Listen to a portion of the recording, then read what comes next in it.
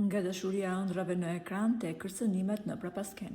Martesa 10 vjeçare e ish opinionisës së Big Brother, Nejda Balluku me Ogrenin, vëllain e ish zëvendës kryeministes Belinda Balluku, ka shpërthyer në një luftë të hapur ligjore. Ajo që dukej si familja ideale ka përfunduar në dyert e gjykatës me kërkesa urgjente për urdhëra mbrojtje. Por tronditja më e madhe erdhi sot. Nejda ka thyer heshtjen dhe ka tronditur ndjekësit me një deklaratë të fortë ku shkruan: "Më falni që u gënjeva, kam thënë gjithmonë që familja ime është ideale, por nuk kam thënë të vërtetën. Ju nuk e dini se çfarë ndodhet brenda mureve të shtëpisë time, por unë po ju siguroj që nuk ju kam treguar të vërtetën.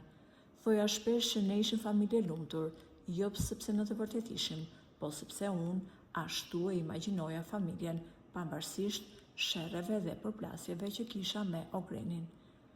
Ky pranim publik ka konfirmuar se pas fasadës së lumturisë fshihej një realitet i errët dhe shumë i dhimbshëm. Rrjeti ka shpërthyer menjëherë në komente.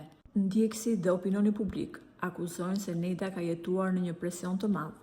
Sipas komenteve të shumta, ajo është ndjerë e shtypur jo vetëm nga ish-bashkëshorti, por edhe nga kunata e saj e fuqishme Belinda Balluku. Njerëzit thonë se ky presion politik dhe familjar e detyroi atë të fshite të vërtetën për vite me radhë. A do të zbardhet e vërteta e plot në gjykat? Po ju, si mendoni, a ishte Nejda vërtet viktime e presionit të familjes Balluku?